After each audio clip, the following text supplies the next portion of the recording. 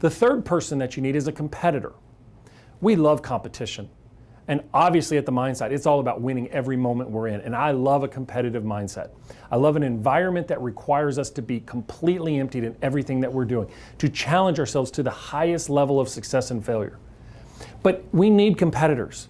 Shaun White, the most famous snowboarder and skateboarder of all time, the Flying Tomato. He said on a podcast many years ago that I found fascinating. He said when he was like 10 or 11, he'd go to the skate park. And he'd identify the best kid at the skate park for the season. And every day he would skate against him. Now that kid had no idea that Shaun White had targeted him to make himself better.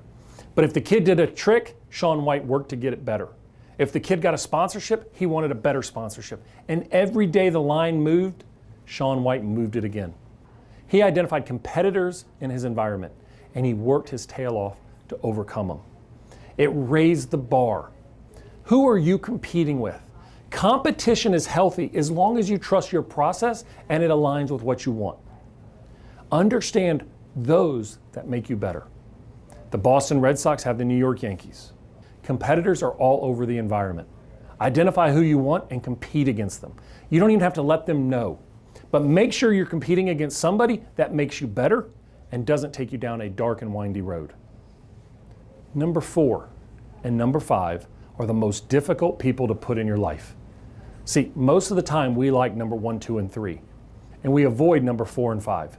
So I'm going to challenge you in your toolbox to put a better 4 and 5 in place. Number 4 is a challenger.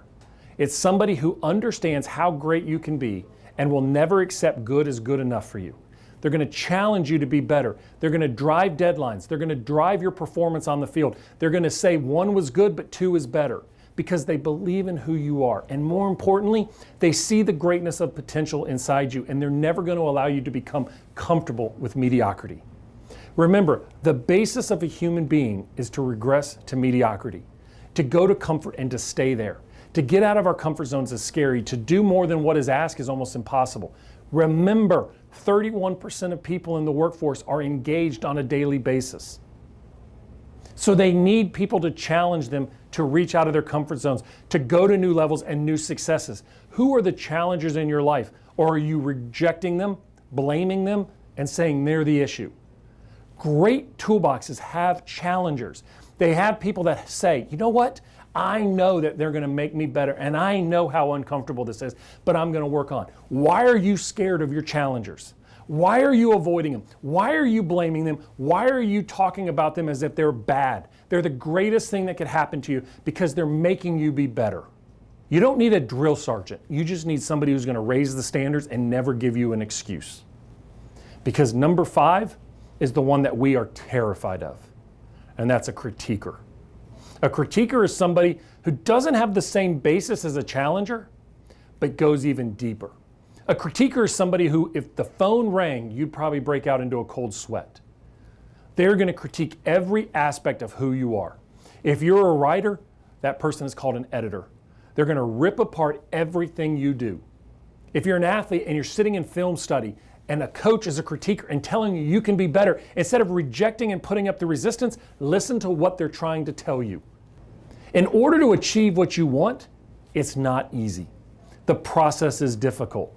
And the people you place around you, those 5 people, if the average is greatness, you'll reach it.